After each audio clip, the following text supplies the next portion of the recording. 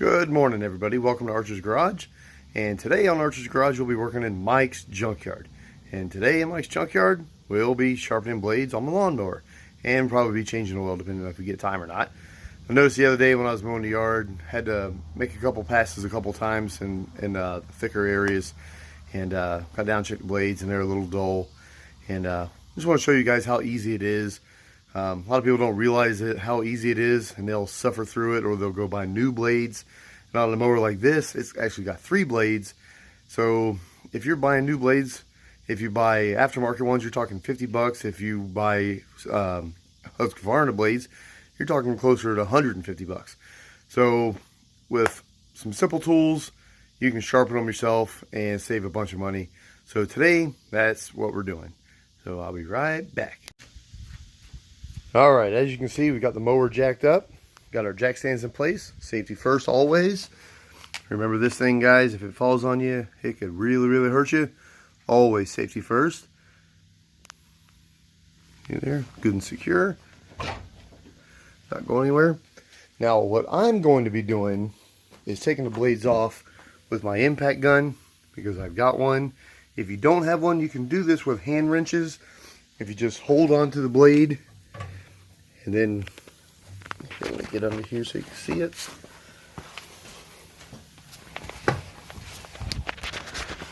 You put a wrench on here and you hold onto your blade. You can do this with hand tools. No need to buy the fancy stuff. I just happen to have one, so it makes it easier. Let the tools do the work for you. So we'll go ahead and get started on this. There you go, guys. It's as simple as that. That's one. You got 2 more. You take them off. Just pay attention to the orientation of your bolt and your washer. It goes on the bottom side, of course, of the blade. Make sure you know which way the blade goes. And it's easy if you're putting the old ones back on, because you can see the dirt stain on it. So you can pay attention which way it goes. And while you're here, might as well get the old gunk off of here. The old grass that's wrapped up in. Never a bad idea to do some preventative maintenance. That one appears to be a string. I must have picked up a string in my yard. Alright, let me go ahead and get my sharpening system up, and I'll show you guys how I do that. So here's what we've got. I'm only going to show you on one blade because they're all the same. All 3 on this mower anyhow. And no sense showing you on all 3 because that would be redundant and just unnecessary. So here's the way I do it.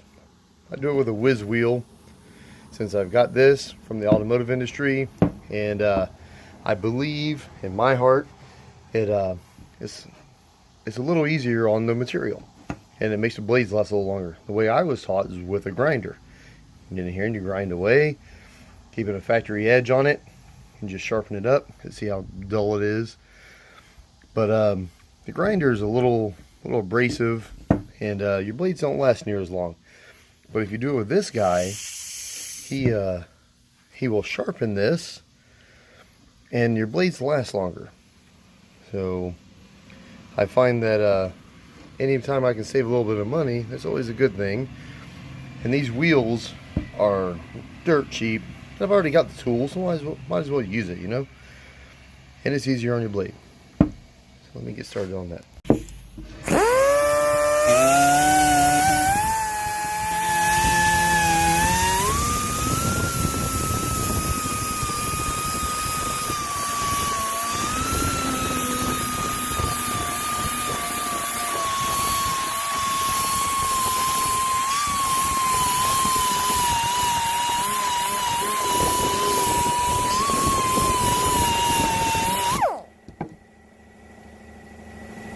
Getting there.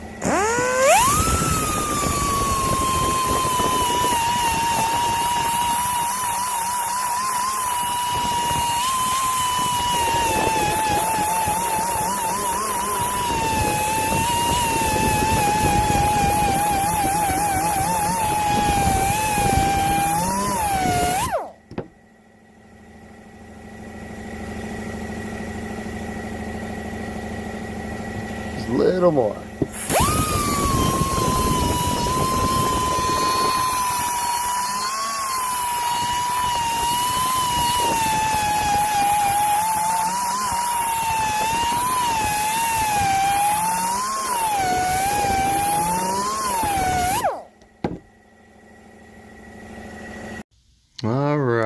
there it is. Tightened up, ready to go. Now I got to do the other two. It's as simple as that, guys. So I could have gone and bought some $50 aftermarket blades or $150 Husqvarna blades, or I can just sharpen my own and be done with it. And I can probably get 4 or 5 sharpenings out of them before I have to buy new ones. So that's how we do it around here. Saving money all the time. Alright, next we'll be changing oil. Alright everybody, blades are sharpened. Now it's time to change the oil. Let me start off with this with saying lawnmowers are probably the most neglected machines on earth. Most people don't even change the oil in a machine, nor do they probably even know they have to. If you think about it, the life of this is the oil. Think about what this engine goes through. It's always hot. It's always in dirty conditions, really grassy, all these things. If you think about what your car goes through, you know, you change your oil every 3,000 to 5,000 miles, and you're driving down a nice clean road. This thing here is mowing grass. And if you look, I mean, it stays dirty. But most people don't change the oil in it. Why wouldn't you? So, it's a very easy thing to do. Here's how we do it. It's kind of dark in here, so I hope you can see it. Now on mine, I've attached this hose, and it goes down here to the bottom, so it goes right to my drain pan. When I first started in the automotive industry, I had the old man that got me started in it. He told me never change the oil on something until you can open the hood, because what happens if you get it in your bay and you can't open the hood and you've drained the oil? Now you're stuck with the car in there. So much the same as this, even though it doesn't have a hood, make sure you can open your oil fill. Okay, it opens. Now I can go ahead and drain my oil. So I start off with my 10 millimeter. Get in here. See if I can do it one-handed.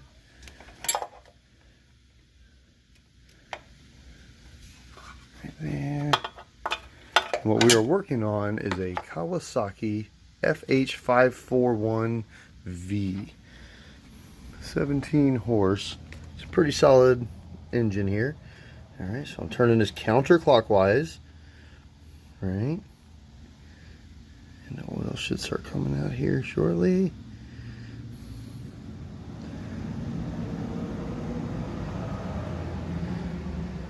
Now the reason I've got this hose on there is so all this oil doesn't get all over the back deck back here, because grass will stick to it like crazy. So just to help keep it a little bit clean. Now when I drain the filter, of course it'll get on there, but this just makes it a little bit less, so I have a little bit less to clean up. That's always good. See how black that is? This thing just gets hot. It's got a lot of carbon. It just stays dirty. So it's not a bad idea to do this every season.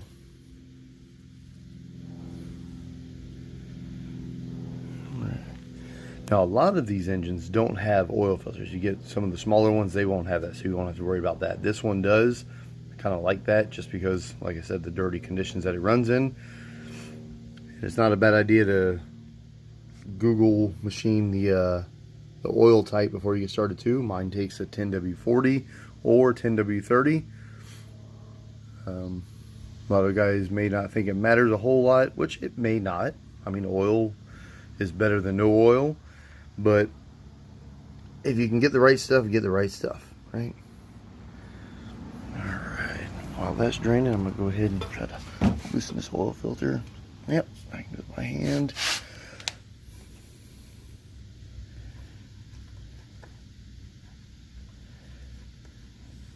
Now if you do this without the machine running first thing in the day, you'll have less oil spillage. Like this one here is stone cold. It hasn't run in a week. You see it's got a little bit of oil coming out, but not much. If I had run this and then changed the oil, it would have more, because there would be more oil on the top of the engine. It would be coming down through the filter right now. There you go. Oil filter's off. Now here's a tip that you will learn the hard way one day if you ever do this enough. See this on the outside here? That's an O-ring. You always want to make sure the old O-ring comes off. Always make sure it's not stuck on there. And I'll tell you this because I've learned it the hard way, and everybody that's changed any amount of oil in their life can tell you this. If you do this long enough and you don't check it, you will double gasket an oil filter one time in your life. And that is very, very expensive. It's a hard lesson to live, or to learn, excuse me. Because what it'll do, typically, it will seal and it'll run until the customer gets about 10 miles down the road, and then that second gasket blows out. And then they come back mad and they get a free engine. Luckily, the one that I did was covered under warranty, and I got a free pass on it. But I learned it, and you're talking, this was probably 95, so quite a while ago, and I still check every time I change the oil to make sure I've gotten that old gasket off, because that could have been a very expensive thing. I was a diesel engine mechanic, and diesel engines are extremely expensive, and that would have probably cost me my rent that month, or a couple months, I would say. So anyhow, so that's that. Now I need to put a new oil filter on, fill it up with oil, check how much oil you have here on the dipstick, and then you're done. So once I get it full, I will show you that, and we'll go from there.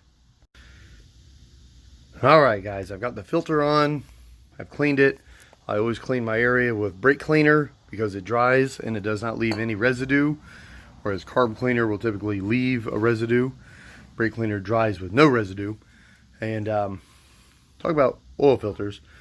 A lot of people will teach you to tighten it, put a wrench on it a little bit more. That is not a practice that I do, nor is it a practice that I preach. I only do it by hand to make sure my hands are good and clean.